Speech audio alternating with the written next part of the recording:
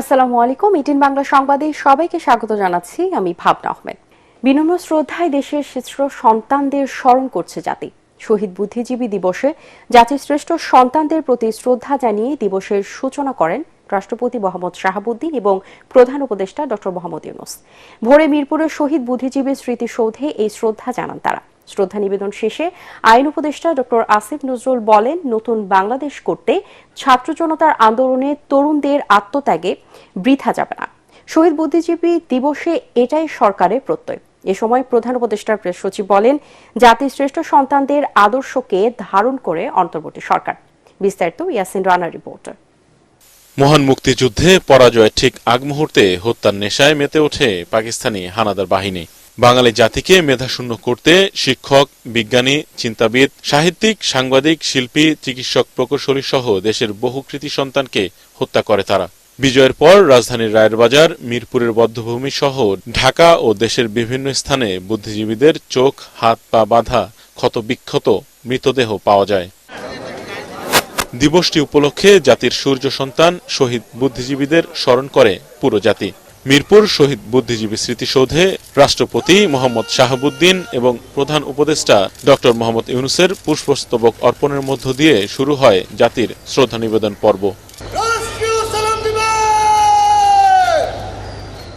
এ সময় তারা জাতির শ্রেষ্ঠ সন্তানদের শ্রদ্ধা জানিয়ে সেখানে কিছুক্ষণ নীরবে দাঁড়িয়ে থাকেন। এ সময় বিউগলে বেজে ওঠে করুণ সুর। শহীদদের প্রতি শ্রদ্ধা জানিয়ে গার্ড অফ অনার দেয় তিন বাহিনীর চৌকস দল। শ্রদ্ধা নিবেদন শেষে প্রেস সচিব শফিকুল আলম বলেন, শহীদ বুদ্ধিজীবীদের আদর্শ আত্মত্যাগ ধারণ করে অন্তর্বর্তী সরকার। যেই নতুন বাংলাদেশ গড়ার প্রত্যয়ে প্রফেসর ইউনূস এগিয়ে যাচ্ছেন, এটা সেই শহীদ বুদ্ধিজীবীদের যে ড্রিম ছিল তারই একটা কন্টিনিউয়েশন। তারা যেই জন্য ফাইট করেছিলেন, যেই জন্য তারা দেশকে এগিয়ে নিয়ে গিয়েছিলেন, ঠিক সেই এগিয়ে নেওয়ার প্রত্যেই আমরা এগোচ্ছি। ২৪-এর আন্দোলনে তরুণদের আত্মত্যাগে নতুন বাংলাদেশ গড়ার প্রত্যয় ব্যক্ত করেন ডক্টর আসিফ নজরুল। বহু শহীদ বুদ্ধিজীবীর আত্মত্যাগের পর আমরা স্বপ্নের বাংলাদেশ গড়তে ব্যর্থ হয়েছিলাম, একদলীয় মানসিকতার জন্য, একটা দলের ব্যর্থতার জন্য। আজকে কোনোভাবেই যেন সেই ব্যর্থতার পুনরাবৃত্তি না হয়। আমাদের তরুণদের আত্মত্যাগের বিনিময়ে রাষ্ট্র গড়ার যে দ্বিতীয় সুযোগ আমরা পেয়েছি, সেই সুযোগ যেন আমরা কোনোভাবেই নস্যাৎ না করি, সেই সুযোগ যেন আমরা কোনোভাবেই নষ্ট না করি। প্রধান উপদেষ্টা বুদ্ধিজীবী স্মৃতিসৌধ এলাকা ত্যাগ করার পর সর্বসাধারণের শ্রদ্ধা নিবেদনের জন্য উন্মুক্ত করে দেওয়া হয়। বিভিন্ন রাজনৈতিক, সাংস্কৃতিক সংগঠন, স্কুল, কলেজ, বিশ্ববিদ্যালয়, সরকারি দফতরগুলো সহ সাধারণ মানুষ শ্রদ্ধা নিবেদন করেন। এই স্বাধীনতার সেই মূল মন্ত্রগুলোকে আবার ফিরিয়ে আনতে হবে। বৈষম্যহীন বাংলাদেশ আমরা দেখতে চাই। আমরা চাই আমাদের দেশটা আরো উন্নত হোক, আরো সমৃদ্ধ হোক। ছাত্র আন্দোলনের মাধ্যমে আমরা যে আমাদের অর্জন করেছি তা আরো বৃদ্ধি হোক। 17 বছরের শাসনভার আপনি দেখেন, এখানে কোনো সাম্য ছিল না, এখানে অর্থনৈতিক মুক্তির কোনো কথা ছিল না, এখানে গণতন্ত্র ছিল না। সুন্দর দেশ গড়তে মুক্তিযুদ্ধে শহীদদের আশা আকাঙ্ক্ষার প্রতিফলন দেখতে চান শ্রদ্ধা জানাতে আসা সর্বস্তরের মানুষ। শহীদ বুদ্ধিজীবীদের আদর্শের পথ অনুসরণ আর 24-এর তরুণদের আত্মত্যাগ একটি বৈষম্যহীন নতুন বাংলাদেশ গড়ে তুলবে, এমনটাই প্রত্যাশা সকলের। ইয়াসিন রানা, এটিএন বাংলা, শহীদ বুদ্ধিজীবী কবরস্থান, ঢাকা। রাষ্ট্রপতি ও প্রধান উপদেষ্টার শ্রদ্ধা নিবেদনের পরই মিরপুরের শহীদ বুদ্ধিজীবী স্মৃতিসৌধে ঢল নামে সর্বস্তরের মানুষের। তবে 24-এর ছাত্র জনতার গণ অভ্যুত্থানের পর আজ এক ভিন্ন চিত্র দেখে বাংলাদেশ। পতিত স্বৈরাচার আওয়ামী লীগ ছাড়া প্রায় সব রাজনৈতিক দলের ছিল সর্ব উপস্থিতি। এ সময় শ্রদ্ধা জানিয়ে বিএনপি মহাসচিব মির্জা ফখরুল ইসলাম আলমগীর বলেন, গণতন্ত্র হত্যা এবং গণহত্যা করে আওয়ামী লীগ জনবিচ্ছিন্ন হয়ে গেছে। মোহাম্মদ মহসিনের ক্যামেরায় আদ্দিন সজীবের রিপোর্ট।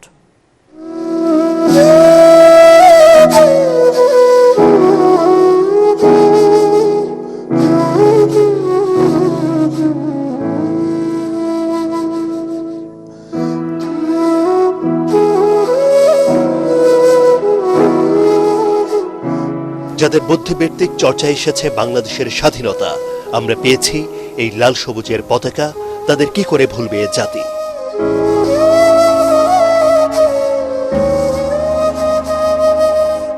দেশের সূর্য সন্তানদের স্মরণে বুদ্ধিজীবী সমাধিস্থলে তাই ছুটে এসেছেন নানা দল, মত, ধর্মবর্ণের মানুষ। কর্তৃত্ববাদের যে উত্থান মাঝে মাঝে হয়েছে, ফলে আমাদের ধারাবাহিকতা বিচ্ছিন্ন হয়েছে, আমাদের গতিটা কিছুটা স্তব্ধ হয়েছে। রাজনৈতিক দলগুলো ন্যূনতম গণতান্ত্রিক বাংলাদেশ প্রতিষ্ঠার ক্ষেত্রে যে ঐক্য, সেই ঐক্য বজায় রাখবে, কেননা ফ্যাসিস্টরা এখনো তৎপর আছে। গোটা জাতি গভীর শ্রদ্ধায় স্মরণ করলেও 2024-এর বুদ্ধিজীবী দিবস এসেছে এক ভিন্ন প্রেক্ষাপটের মধ্য দিয়ে। ছাত্র জনতার রক্তের বিনিময়ে আওয়ামী দুঃশাসনের পতন হয়েছে এই বাংলায়। যে আকাঙ্ক্ষা এবং যে প্রতিশ্রুতির কারণে মুক্তিযুদ্ধ হয়েছিল, সেটা পরবর্তীতে যারাই ক্ষমতায় এসেছে তারা কখনো এটা বাস্তবায়ন করেনি। তার মধ্যে সিংহভাগ দায় আওয়ামী লীগকে নিতে হবে। আমরা একটি ভূখণ্ড পেয়েছি, সুতরাং কোনোভাবেই 71-এর সাথে 24-কে বিতর্কিত করবেন না। বিএনপি এবং তার অঙ্গ ও সহযোগী সংগঠন, গণ অধিকার পরিষদ, গণসংহতি আন্দোলন সহ ফেসিবাদ বিরোধী প্রায় সব রাজনৈতিক দলের সরব উপস্থিতি থাকলেও অনেকটা স্বাভাবিকভাবেই দেখা মেলেনি আওয়ামী লীগের কোনো ব্যানার। যারা জনগণ থেকে সরে যায়, যারা গণতন্ত্রকে হত্যা করেছে, যারা মানুষকে হত্যা করেছে, গণতান্ত্রিক স্বাধীনতা মানুষদেরকে যারা স্বাধীনতায় বিক্রি করে দিয়েছে, তারা অবশ্যই জনগণ থেকে বিচ্ছিন্ন হয়ে গেছে ও সঙ্গত কারণেই আজকে তারা সেখানে অনুপস্থিত। 1971 থেকে 2024 সময়টা অনেক। এবার মুক্তিযুদ্ধের আসল ইতিহাসের ঝকঝকে চেহারা দেখতে চায় বাংলাদেশ। স্বাধীনতার অনেকটা বছর হয়ে গেছে, কিন্তু এখনো বৈষম্যহীন বাংলাদেশের জন্য জীবন বাজি রাখতে হয় এদেশের ছাত্র, শ্রমিক, জনতা সবাইকে। কিন্তু কেন এমন জুলাই বিপ্লব করতে হবে একটা সুন্দর বাংলাদেশের জন্য, যেখানে বৈষম্য থাকবে না? এই প্রশ্নটা যখন উঠছে তখন সবাই মনে করেন আর নয়, আর একটা প্রাণও যেন না ঝরে। সবাই মিলে, সব রাজনৈতিক দল মত পার্থক্য থাকতে পারে, কিন্তু ভিন্নতা থাকলেও সবাই এক হয়ে দেশের প্রয়োজনে দেশকে এগিয়ে নেওয়ার জন্য কাজ করে যাবে। তাহলেই এই বাংলাদেশ হবে আমাদের কাঙ্ক্ষিত বাংলাদেশ। অদ্দিন সজল, এটিএন বাংলা, ঢাকা। 24-এর চেতনায় মুক্তিযুদ্ধকে অনুপ্রেরণা হিসেবেই দেখছে ছাত্র প্রতিনিধিরা। এই দুয়ের মাঝে কোনো বিভেদ নেই বলে জানান তারা। মিরপুরের শহীদ বুদ্ধিজীবী স্মৃতিসৌধে শ্রদ্ধা জানাতে এসে জাতীয় নাগরিক কমিটির নেতারা বলেন, শহীদ বুদ্ধিজীবীদের স্বপ্নকে ধারণ করে রাষ্ট্র গঠনের লড়াইকে এগিয়ে নিতে হবে, যার কারণে সবাইকে ঐক্যবদ্ধ থাকার আহ্বান জানান তারা। বিস্তারিত মাসারুল হক মুহাজিরের রিপোর্টার।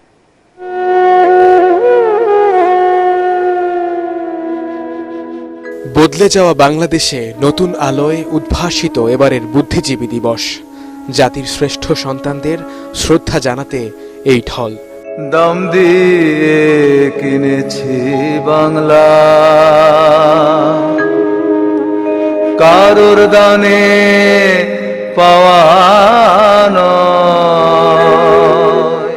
পরিবর্তিত পরিস্থিতিতে কি ভাবছেন দেশের মানুষ? 24-এর গণ আন্দোলনের মধ্যে দিয়েও এক ধরনের বিজয় এদেশের মানুষ পেয়েছে।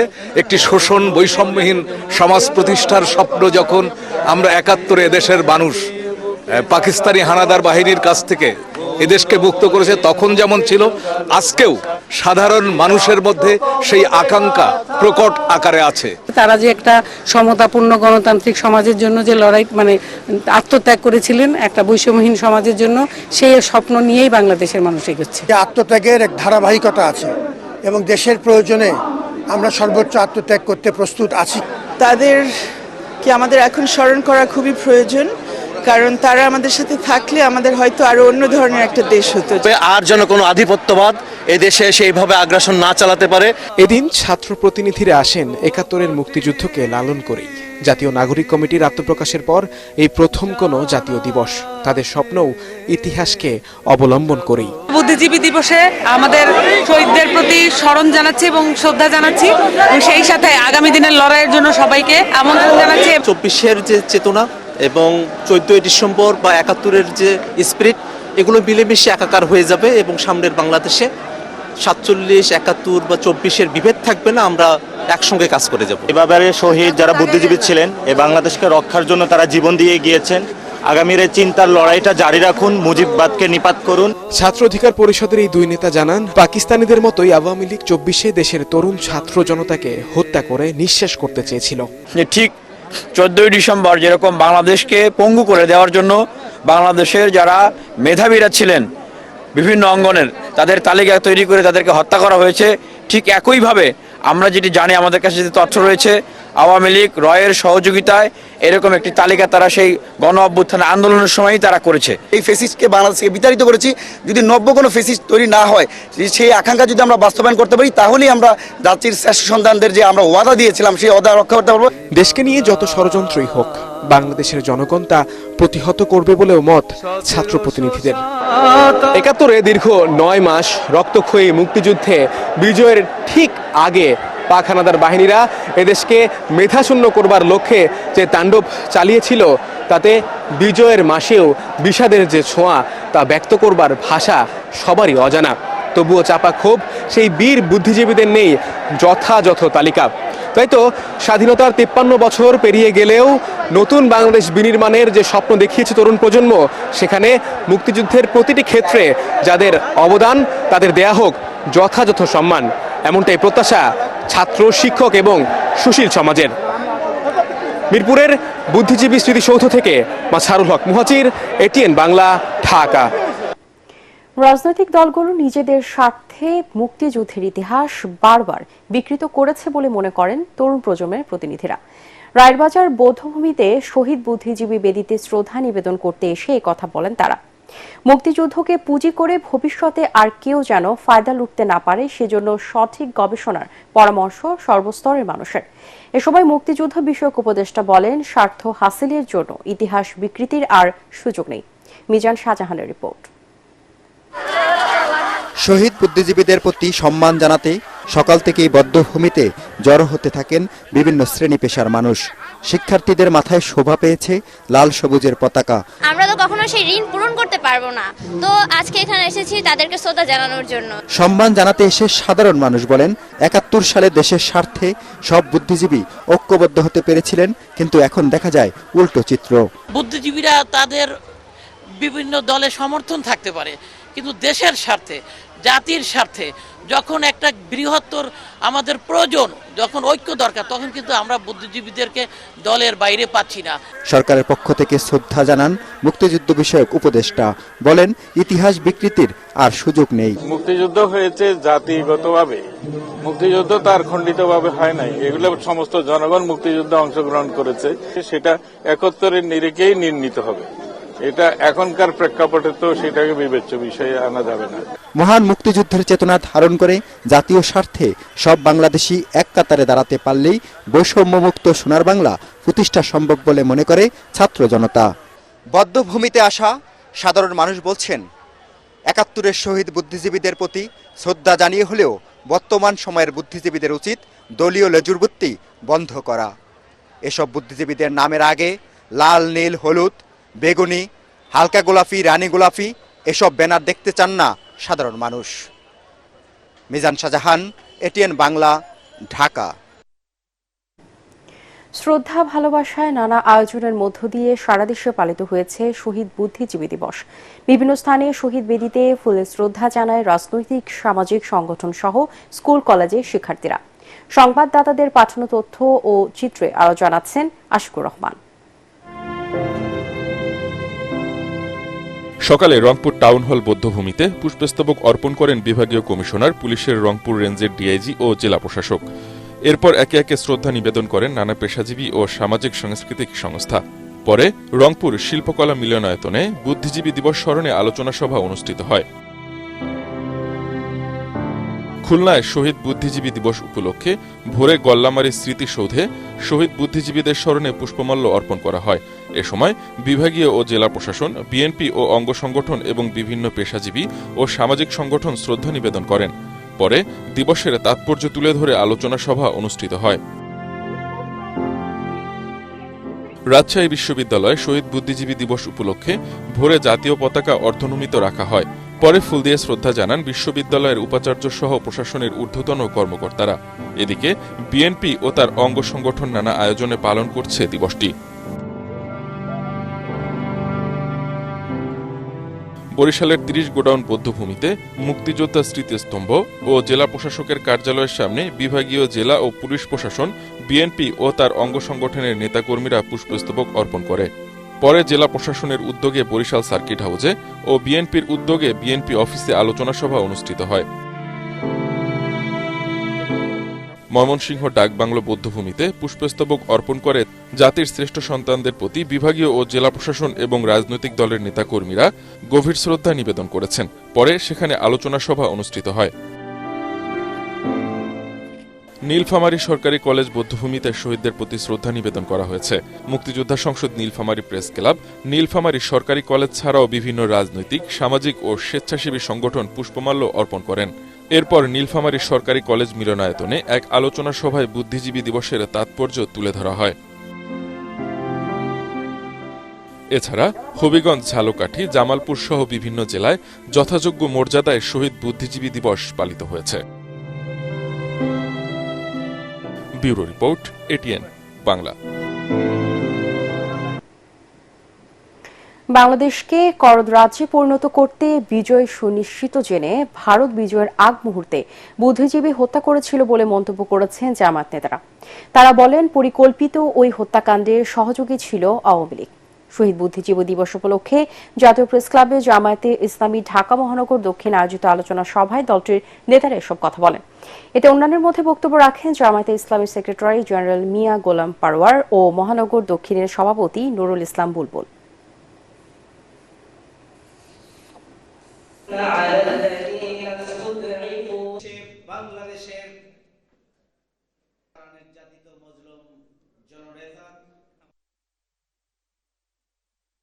যে স্বাধীনতা আন্দোলনের সোল এজেন্ট বলে যারা ওই ফ্যাসিস্ট শেখ হাসিনা দাবি করত, ওই আওয়ামী লীগ, যুবলীগ দাবি করত, তাদের হাতেই আমাদের বুদ্ধিজীবীদেরকে হত্যা করা হয়েছে।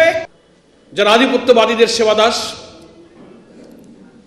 দেশটাকে যারা অন্যদের কাছে লিজ দিয়ে এদেশের ইজারাদার হিসেবে, দলদাস হিসেবে, দেশে নাগরিক হিসেবে বিদেশের আধিপত্য করতে ভালো লাগে, বুদ্ধিজীবী দিবসের হত্যাকাণ্ড নিয়ে তাদের ব্যাখ্যা একরকম। এবার মহান মুক্তিযুদ্ধ নিয়ে আমাদের বিশেষ আয়োজন মুক্তিযুদ্ধের বিজয়গাথা।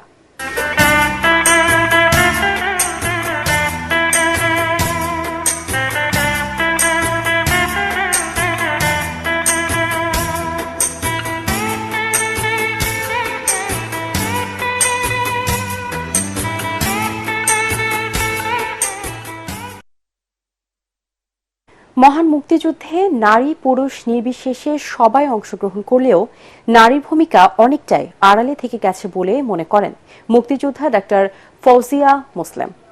তিনি বলেন, কেবল 2 লাখ মা বোনের সম্ভ্রম হারানোর গল্প নয়, রণাঙ্গনে নারীর অংশগ্রহণ, জীবনের ঝুঁকি নিয়ে মুক্তিযোদ্ধাদের আশ্রয় ও খাবার দেওয়ার কাজও আমাদের মেয়েরা করেছেন অপরিসীম সাহসিকতার সঙ্গে। নারীর সেই সব অবদানের কথা নতুন প্রজন্মের কাছে তুলে ধরার তাগিদ দিলেন তিনি। আশিক মাইনুদ্দিনের ক্যামেরায় আরও জানাচ্ছেন রচনা দাস।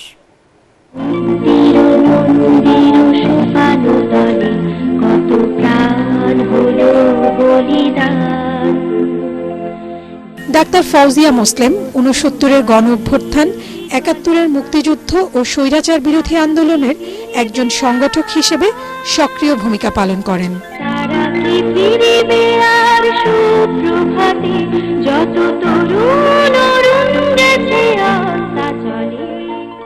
এক মাসের শিশুকন্যাকে নিয়ে সীমান্ত পাড়ি দিয়ে আগরতলায় মুক্তিযুদ্ধের ট্রেনিং ক্যাম্পে যোগ দেন।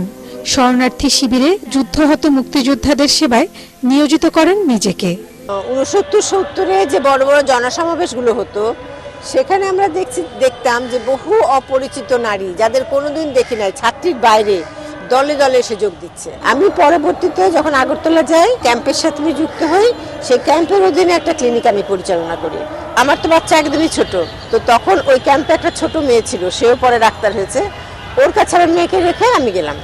তারপরে আসার পরে তো সবাই আমাকে বকা যে এত কাঁদতেছে মেয়ে, তোমার যাওয়ার কি দরকার ছিল? কিন্তু আমার তো মন মানে না যে মেয়ের জন্য আমি আটকে থাকবো।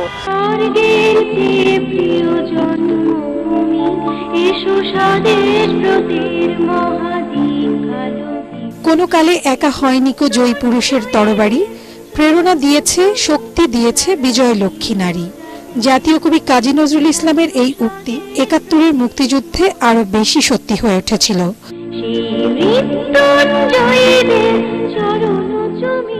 মুক্তিযোদ্ধার স্বীকৃতি পাওয়া না পাওয়া নিয়ে কোনো ক্ষোভ নেই এই নারী মুক্তিযোদ্ধার, কিন্তু হতাশ হন যখন স্বাধীন বাংলাদেশে মুক্তিযুদ্ধকে অবমূল্যায়ন করা হয়। মুক্তিযুদ্ধ তার ব্যক্তিগত কোনো কাজ না, এটা ছিল জনগণের জন্য। কাজেই এই মুক্তিযুদ্ধকে কেন্দ্র করে আমার কোনো ব্যক্তিগত চাওয়া পাওয়ার জায়গা নাই। চাওয়ার জায়গা দেশের জন্য। সেটা দেশ যদি একটা সুন্দর পথে স্বাভাবিক রাজনীতিতে মুক্তিযুদ্ধের চেতনায় সংবিধানের যে অধিকার মানুষের সেগুলো সমুন্নত করার পথে আগাতে পারত, তাহলে খুশি হতাম। সেটা হয় নাই। তিনি বলেন, মুক্তিযুদ্ধ রাজনীতির ঊর্ধ্বে। মুক্তিযুদ্ধ বাংলাদেশের এমন এক অর্জন যাকে প্রশ্নবিদ্ধ করলে নিজের অস্তিত্বকে অস্বীকার করা হয়। মুক্তিযুদ্ধ আর ক্ষমতায় থাকা জিনিসটা এক না, এইটা আমার মনে হয় যে প্রথম আমাদের বোঝা দরকার। মুক্তিযুদ্ধ ছিল বাংলাদেশের সকল জনমানুষের যুদ্ধ, ধর্ম, বর্ণ, লিঙ্গ, রাজনীতি নির্বিশেষে। যে বর্তমান প্রজন্ম তাদের অনেক ক্যাপাবিলিটি আছে, কিন্তু পুরো বাংলাদেশের সংস্কৃতি, বাংলাদেশের রাজনীতির ধারা, বাংলাদেশের মানুষ, এটাকে বোঝার জন্য তাদের আরো প্রজ্ঞা দরকার। ডাক্তার ফৌজিয়া মুসলিম বলেন, শুধু মুক্তিযুদ্ধ নয়, সমাজের প্রতিটি স্তরেই নারীকে মূল্যায়ন করতে হবে। তখনই মুক্তিযুদ্ধের চেতনালালিত বৈষম্যহীন বাংলাদেশ প্রতিষ্ঠা পাবে। রাসনা দাস, এটিএন বাংলা, ঢাকা। ভারতের আদানির সাথে অসম বিদ্যুৎ চুক্তি দ্রুত পুনর্বিবেচনার তাগিদ দিয়েছেন জ্বালানি বিশেষজ্ঞ ডক্টর ম তামিম। রাজধানীতে এক বিতর্ক প্রতিযোগিতায় তিনি বলেন, জ্বালানি খাতে এই ধরনের অনিয়ম ঠেকাতে একটি স্বাধীন কমিটির মাধ্যমে এই খাতের সিদ্ধান্তগুলো নেওয়া দরকার। এ সময় দেশবিরোধী এই চুক্তি বাতিলের দাবি জানান ডিবেট ফর ডেমোক্রেসির চেয়ারম্যান হাসান আহমেদ চৌধুরী কিরণ। ইমদাদুল্লাহ বাবু রিপোর্ট। সর্বোচ্চ গোপনীয়তা রক্ষা করে 2017 সালে ভারতের আদানি গ্রুপের সঙ্গে বিদ্যুৎ ক্রয় চুক্তি করে তৎকালীন আওয়ামী লীগ সরকার। 2022 সালে 163 পৃষ্ঠার চুক্তিটি বিদেশ থেকে ফাঁস হয়, যেখানে 25 বছর পর্যন্ত বিদ্যুৎ কেনার চুক্তি হয় বলে জানা যায়। রাজধানীতে বিতর্ক প্রতিযোগিতায় প্রধান অতিথির বক্তব্যে জ্বালানি বিশেষজ্ঞ ডক্টর ম তামিম বলেন, এই চুক্তি অসম এবং অন্যায্য। আদানির সাথে বিদ্যুৎ কেনার চুক্তি আমি যতটুকু দেখেছি, কয়লার মূল্যটা যেটা অনেক বেশি। আমরা জানি যে কয়লা কেন্দ্রে যে চুক্তিগুলো হয় সেগুলো ডিসকাউন্টেড চুক্তি হয়। সেই ডিসকাউন্টটা আমাদের বাকি কয়লা কেন্দ্রগুলোর জন্য প্রযোজ্য আছে, কিন্তু এটার মধ্যে নেই। এবং সেই কথা বলে আমরা কিন্তু একটা সাপ্লিমেন্টারি চুক্তি করেছিলাম আদানির সাথে 1 বছরের, যেখানে বলা হয়েছে আরো যেটা আছে সেটা হচ্ছে যে 40% বিদ্যুতের মূল্য আমাদের দিতে হবে যদি আমরা কোনো বিদ্যুৎ ব্যবহার নাও করি। 100% তো ক্যাপাসিটি পেমেন্ট দিতে হবেই। এতে দ্রুত চুক্তিটি জাতির সামনে প্রকাশের অনুরোধ জানান অনুষ্ঠানের সভাপতি ও ডিবেট ফর ডেমোক্রেসির চেয়ারম্যান হাসান আহমেদ চৌধুরী কিরণ। বাংলাদেশের স্বার্থ সংরক্ষিত হয় নাই আদানি বিদ্যুৎ চুক্তিতে, এবং যে বিদ্যুৎ চুক্তিতে যিনি স্বাক্ষর করেছেন তিনি নিজে বলেছেন তিনি বিদ্যুৎ চুক্তিটি পড়ে দেখতে পারেননি। কাদের চাপে সেই চুক্তিতে স্বাক্ষর করেছিলেন বাংলাদেশের জনগণ এখনো পর্যন্ত জানে না সেই চুক্তিতে কি আছে। সবকিছু আমাদেরকে প্রকাশ করা দরকার। জ্বালানি খাতে স্বচ্ছতা নিশ্চিতে দুর্নীতিবাজদের দৃষ্টান্তমূলক শাস্তি নিশ্চিতেরও দাবি করেন তারা। এই বিদ্যুতের মাফিয়ারা 1500 ছাত্র জনতা নয়, 18 কোটি মানুষকে তারা খুন করে গিয়েছে। এই খুনিদেরকে বিদ্যুতের মাফিয়াদেরকে, যারা 18 কোটি মানুষের কপালে আজকে দাগ লাগিয়ে দিয়ে গেছে, সেই 18 কোটি মানুষের কপালে দাগ লাগানো বিদ্যুতের মাফিয়াদেরকে চিহ্নিত করে নিয়ে এসে বাংলাদেশে জ্বালানি বিদ্যুৎ খাতকে আমরা স্বাবলম্বী করে তুলব, এই প্রত্যাশা করি। মন্ত্রণালয় আমলা এবং রাজনীতিবিদরা জ্বালানি উন্নয়ন নিয়ন্ত্রণ করতে পারে। একটা নিজস্ব ক্ষমতা সম্পন্ন একটি কমিটি বা একটি সংস্থা যদি হয় ইন্ডিপেন্ডেন্ট, তারা যদি এই সিদ্ধান্তগুলো নেয়, তাহলে ক্ষমতার বিকেন্দ্রীকরণের মাধ্যমে আমরা কিন্তু দুর্নীতিটাকে কমিয়ে আনতে পারি। প্রতিযোগিতায় আমেরিকান ইন্টারন্যাশনাল ইউনিভার্সিটিকে হারিয়ে ড্যাফোডিল ইন্টারন্যাশনাল ইউনিভার্সিটির বিতার্কিকরা বিজয়ী হন। ইমদাদুল্লাহ বাবু, এটিএন বাংলা, ঢাকা। তীব্র শীতে বিপর্যস্ত হয়ে পড়েছে দেশের উত্তরাঞ্চল। দেশের রাজশাহী, রংপুর ও খুলনা বিভাগের কয়েকটি জেলার উপর দিয়ে শৈত্যপ্রবাহ বয়ে চলেছে বলে জানিয়েছে আবহাওয়া অফিস। ভোর 6টায় দেশের সর্বনিম্ন তাপমাত্রা রেকর্ড করা হয়েছে চুয়াডাঙ্গায় 9.2 ডিগ্রি সেলসিয়াস, তেঁতুলিয়ায় 9.4 ডিগ্রি ও রাজশাহীতে 9.7 ডিগ্রি সেলসিয়াস।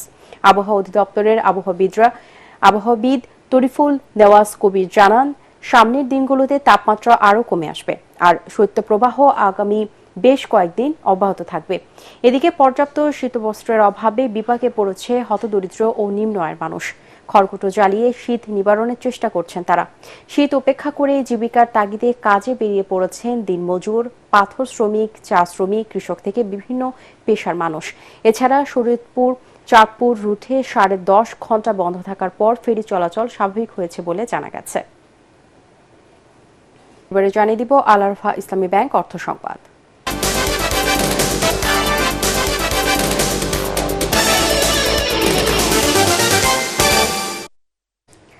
মহান বিজয় দিবস সহ আরও বেশ কয়েকটি বিশেষ দিনকে সামনে রেখে ব্যস্ত সময় পার করছেন ফুলের রাজধানী খ্যাত যশোরের গদখালী এলাকার ফুল চাষিরা। এবছর খরা ও অসময়ে ভারী বর্ষণে লোকসানের শঙ্কায় রয়েছেন তারা। তাই ক্ষতি কাটিয়ে উঠতে তাদের কম দামে উন্নত মানের চারা সরবরাহ করা হয়েছে বলে জানালেন কৃষি কর্মকর্তারা। ফুল চাষিদের প্রত্যাশা আসন্ন দিবসগুলো ঘিরে বেচাকেনা হবে শত কোটি টাকার ফুল। এবারে জানিয়ে দিব পারটেক্স খেলার খবর।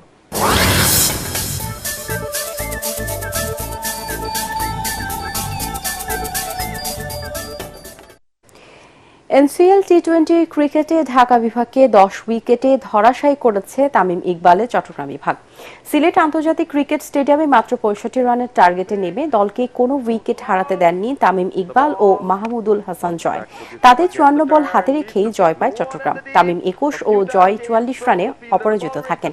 এর আগে ম্যাচ সেরা ফরহাদ হোসেনের 11 রানে 4 উইকেট দখলে মাত্র 64 রানে অল আউট হয় ঢাকা। এনসিএলের প্রতিদ্বন্দ্বিতাপূর্ণ অন্য ম্যাচে খুলনা বিভাগকে 6 রানে পরাজিত করেছে ঢাকা মেট্রো। মেট্রো 9 উইকেটে 146 রানের জবাবে 8 উইকেটে 140 রানের সংগ্রহ করে খুলনা। পরবর্তী সংবাদ দেখার আমন্ত্রণ জানিয়ে এখনকার মতো শেষ করছি। এটিএন বাংলার সংবাদ ইউটিউবে দেখতে ব্রাউজ করুন youtube/ATN Bangla News। ধন্যবাদ সবাইকে।